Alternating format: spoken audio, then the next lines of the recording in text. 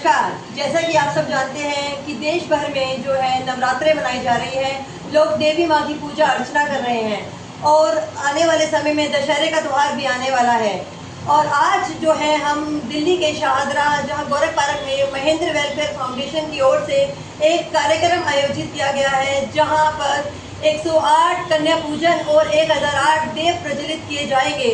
और साथ में ही आपको बता दें कि यहाँ पर जो है वो 1008 जो है वो शास्त्र पूजन भी आयोजित किए जा रहे हैं। और इसी पर खास बातचीत करने के लिए हमारे साथ जो है एक इस कार्यक्रम के आयोजित करता रोहित जैन जी हैं। सर, जो ये कार्यक्रम आपने आयोजित किया है, इसके बारे में आप क्या कहना चाहेंगे? इसकी क्या खास वजह है? देखिए, जैसे आपने बताया है कि पूरे देश में इस समय नवरात्रि की धूम में हर जगह जो है माता का ये त्यौहार मनाया जा रहा है। तो इसी के उपलक्ष्य के अंदर हमारे एनजीओ के थ्रू ये 108 कन्याओं का पूजन, शस्त्र पूजन और 1008 दीपों की आज महाआरती की जा रही है। एक्चुअली है क्या कि कन्याओं का पूजन हम देख रहे हैं कि हमारे देश में जो है कुछ मतलब लड़कियों को जो है एक बहुत ही सॉफ्ट माना जाता है कि वो अपने आप को बचा नहीं सकती हैं, या उनमें कुछ ये ऐसा कुछ भर दिया गया है कि वो बहुत कमज़ोर हैं। तो उनको ये सिखाने के लिए नहीं, वो कमज़ोर नहीं है, वो भी माता का ही रूप है, वो अपनी रक्षा भी स्वयं कर सकती हैं। इसलिए हमने कन्या पूजन का महा आयोजन किया है। और शस्त्रों की पूजन करने का उद्देश्य हमारा ये है कि हम ये चाहते हैं कि किसी भी अगर हमारे कुछ भी कभी गलत होता है कि हमारे बच्चों का गलत होता है तो हम शासन और प्रशासन की तरफ भी देखते हैं, हम स्वतः कुछ नहीं करते हैं। और हमारे घर में अब शस्त्र हैं भी नहीं। चाहे शस्त्र में मैं ये नहीं कह रहा कि राइफल हो, बंदूकी हो, मतलब इवन तलवार वगैरह भी या कोई लठ वगैरह भी हमारे घरों में नहीं पाया जाता।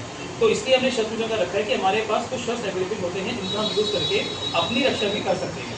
और 1008 टीकों की आरती माता की और दशहरे का प्रोग्राम है, दशहरे का त्यौहार चल रहा है, तो इसलिए हमने टीकों की आरती करते हैं। जो आपने ये कार्यक्रम है जो कि भारतीय संस्कार विद्यालय में किया, तो इसकी वजह की मतलब मुख्य कोई वजह रही होगी जो आपने यहाँ ये कार्यक्रम को किया है? एक्चुअली भारतीय संस्कार विद्यालय एक प्ले स्कूल है जहाँ पे 2 साल से और 5 साल तक के बच्चे आते हैं। तो हमारा उस स्कूल का विद्यालय का जो उद्देश्य ये रहता है कि हम बच्चों में शुरू से ही अच्छे संस्कार करें, जैसे कि नाम से ही पता चलता है भारतीय संस्कार विद्यालय। समय समय पर हम सारे प्रोग्राम करते रहते हैं, चाहे उसमें दीपावली पूजन हो, होली मिलन का कार्यक्रम हो, अभी पीछे गणेश वंदना का प्रोग्राम हुआ था।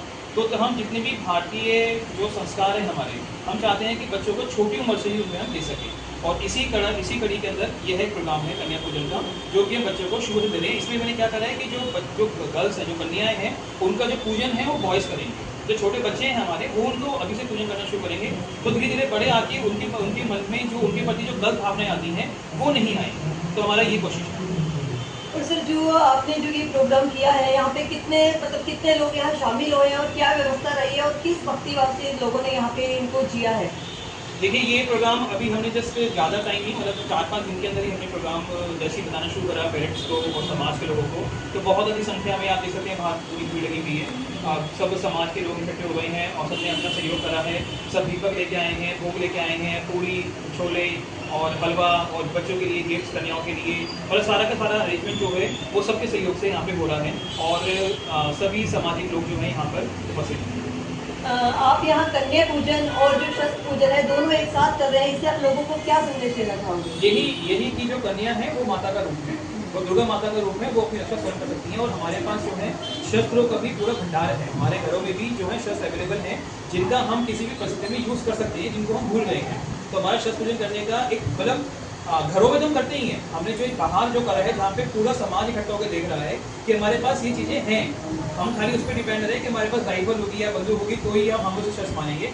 ये पुराने शस्त्र हमारे चले आ रहे हैं, चाहे उसमें त्रिशूल हो, भाला हो, तलवार हो, चाकू हो, हमारे पास डंडे वगैरह हो, तो ये सब हमारे पास अवेलेबल हैं, गदा हो, तो इनका हम यूज़ कर सकते हैं किसी परिस्थिति के अंदर। इससे हम शस्त्र पूजन का आयोजन करें ताकि उनमें ये भावना भर सके, जो हम कहते हैं ना सोए हुए हैं या हमें पता नहीं है कि हमारे पास क्या चीज़ें अवेलेबल हैं, वो चीज़ें हमारे पास हैं हमारे पास घर के अंदर। तो उनका हम कभी भी किसी अपरिस्थिति ऐसे कोई कारण हो तो उसे हम उनको यूज़ कर सकते हैं। ठीक है, बहुत बहुत शुक्रिया। मैं सरिता साहनी, न्यूज़ अब तक से।